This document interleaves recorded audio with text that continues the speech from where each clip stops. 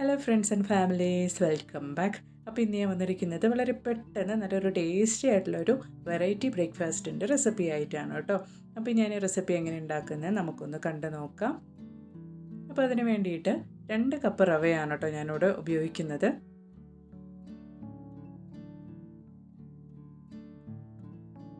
അതിലേക്ക് പിന്നെ ഞാൻ ചേർത്ത് കൊടുക്കുന്നത് തൈരാണ്. നല്ല കട്ട തൈരാണ് കേട്ടോ, പുളിപ്പില്ലാത്ത നല്ല കട്ട തൈര്. 1 കപ്പ് തൈര് ഞാനിതുപോലെ ചേർത്ത് കൊടുക്കുന്നുണ്ട്. ആവശ്യത്തിനുള്ള ഉപ്പും ഈ സമയത്ത് തന്നെ ചേർത്ത് കൊടുക്കുന്നുണ്ട്.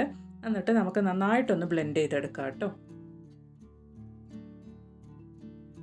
അപ്പോൾ ഞാൻ ഇതുപോലെ നന്നായിട്ടൊന്ന് ബ്ലെൻഡ് ചെയ്തെടുത്തിട്ടുണ്ട്. ഒട്ടും തന്നെ വെള്ളം ചേർക്കേണ്ട ആവശ്യമൊന്നുമില്ല കേട്ടോ.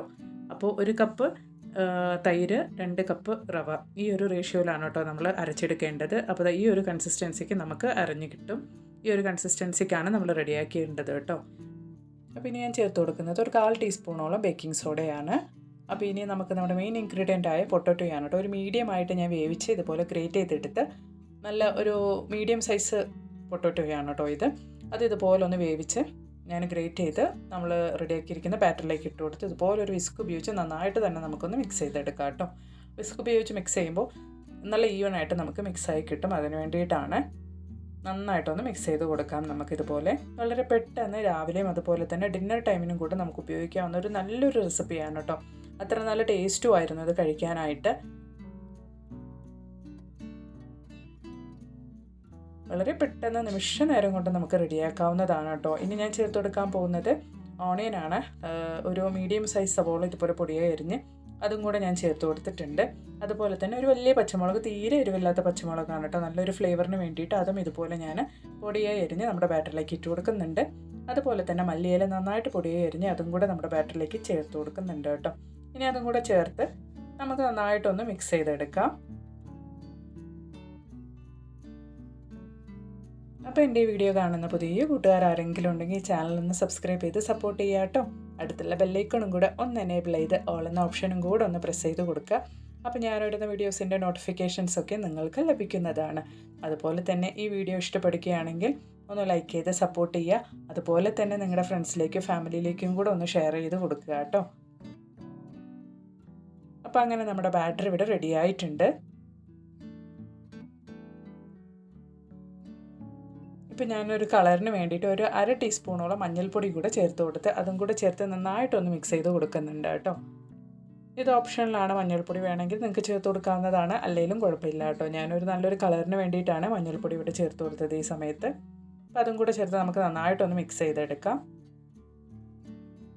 അപ്പോൾ അങ്ങനെ ഇതാ നമ്മുടെ ബാറ്റർ ഇവിടെ റെഡി ആയിട്ടുണ്ട്.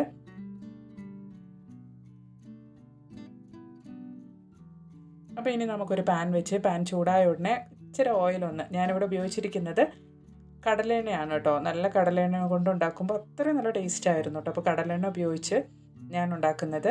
അപ്പോൾ കടലെണ്ണയൊക്കെ നന്നായിട്ട് പാനിലേക്ക് സ്പ്രെഡ് ചെയ്ത് കൊടുത്ത് ഇതുപോലെ നമുക്ക് മാവ് കുറച്ചായിട്ട് ഒഴിച്ചു കൊടുത്ത് നമുക്ക് നമ്മുടെ റവ കൊണ്ടുണ്ടാക്കിയ നല്ല കിടിലൻ റെസിപ്പി നമുക്ക് റെഡിയാക്കി എടുക്കാം കേട്ടോ. കുഞ്ഞു കുഞ്ഞ് ദോശ പോലെ, നല്ല അട പോലെ നമുക്ക് ഇതേപോലെ ഒന്ന് റെഡിയാക്കി എടുക്കാം. അപ്പോൾ കടലെണ്ണ കൂടെ ഒഴിച്ചുണ്ടാക്കുമ്പോൾ അത്ര നല്ല ടേസ്റ്റ് ആയിരുന്നു കേട്ടോ ഇത് കഴിക്കാനായിട്ട്. ഇതുപോലെ നന്നായിട്ടൊന്ന് തിരിച്ചും മറിച്ചൊക്കെ ഇട്ട് നന്നായിട്ട് നമുക്കൊന്ന് വേവിച്ചെടുക്കാം.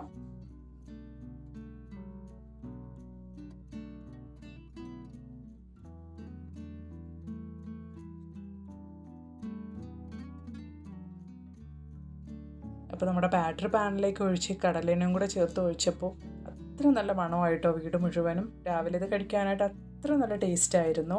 അപ്പോൾ നിങ്ങൾ ഈ റെസിപ്പി ഇതുവരെ ഇതുപോലെ തയ്യാറാക്കി നോക്കിയിട്ടില്ലെങ്കിൽ ഒരു തവണയെങ്കിലും ഇതുപോലെ ഒന്ന് തയ്യാറാക്കി നോക്കുക. രാവിലെയും അതുപോലെ തന്നെ രാത്രിയൊക്കെ ഉണ്ടാക്കി കഴിക്കാൻ പറ്റിയ വളരെ ടേസ്റ്റി ആയിട്ടുള്ളൊരു റെസിപ്പി തന്നെയാണ് കേട്ടോ ഇത്. എല്ലാവരും ഇതുപോലെ ഒന്ന് ട്രൈ ചെയ്ത് നോക്കുക.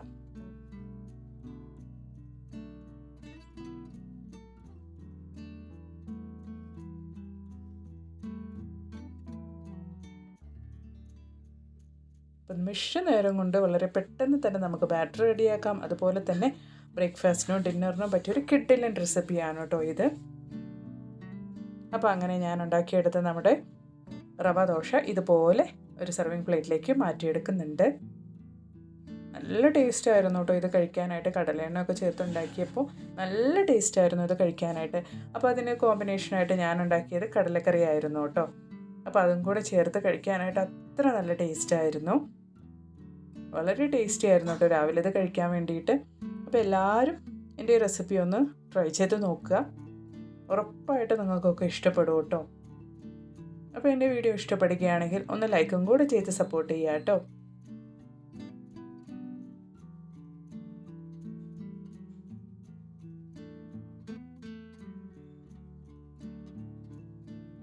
നല്ല ക്രിസ്പി ആയിരുന്നു കേട്ടോ. ഉള്ളിലൊക്കെ നല്ല സോഫ്റ്റ് ആയിട്ട് വെളിയിലൊക്കെ നല്ല ക്രിസ്പി ആയിട്ട് കഴിക്കാനായിട്ട് അത്ര നല്ല ടേസ്റ്റ് ആയിരുന്നു ഈ ഒരു റെസിപ്പി. അപ്പോൾ ഉറപ്പായിട്ട് നിങ്ങളൊക്കെ ഒന്ന് ട്രൈ ചെയ്ത് നോക്കുക. എന്നിട്ട് നിങ്ങളുടെ വിലയേറിയ അഭിപ്രായങ്ങളൊന്ന് കമൻറ്റ് ബോക്സിലിട്ട് അറിയിക്കുക കേട്ടോ. അപ്പോൾ ഇനി ഒരു പുതിയ വീഡിയോ ആയിട്ട് നിങ്ങളുടെ അടുത്തേക്ക് വരുന്നത് വരയ്ക്കും എല്ലാവർക്കും ബായ്. Thanks for watching.